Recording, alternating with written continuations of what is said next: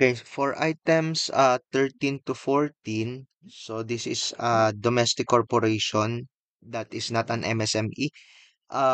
We are asked to compute for the income tax payable if the foreign taxes are claimed as tax credit, and the income tax payable if the foreign taxes are claimed as deductions.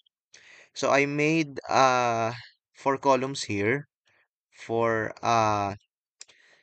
Philippines, country X, country Y, and total. So, I tabulated the given as follows. So, ayan, yung given naman yan, nilagyan ko lang ng total. So, from this data, we can compute that the tax due is 500,000. So, 25% ng 2 million.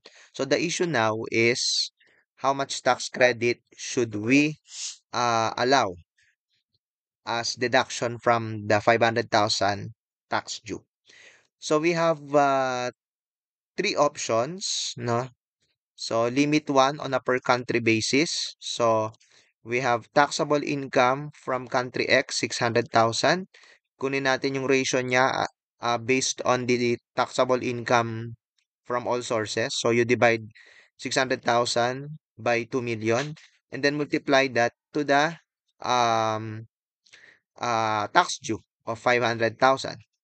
So from this, you'll get an answer. So we label it as option A, 150,000, and compare that to the actual tax paid to country X, which is 250. So between the two, we are going to choose the lower amount, so 150,000. We do the same for uh, country Y. So taxable income of country Y, 400,000 divided by the taxable income from all sources, 2 million. So that's the ratio, 400 divided by 2 million. So you get, you multiply 400 divided by 2 million by the income tax due of 500,000. So you'll get 100,000 as an answer there. And then you compare that to the income tax paid, actually paid to country Y, 120. So again, we get the lower amount, which is 100,000. So at the two amounts, yung amounts na naka-highlight as green, you get total limit of 250,000 for limit 1.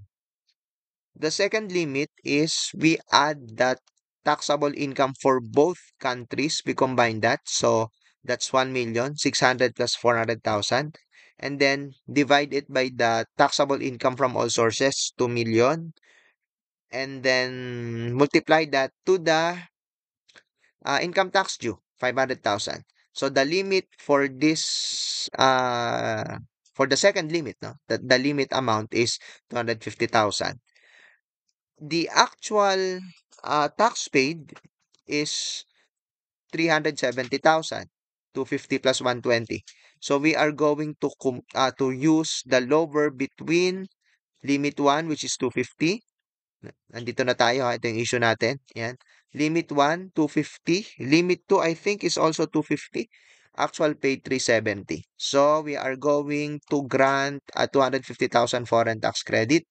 Less income tax paid for first three quarters, 110. So, we will come up with income tax payable of 140,000. That's our answer for number 13.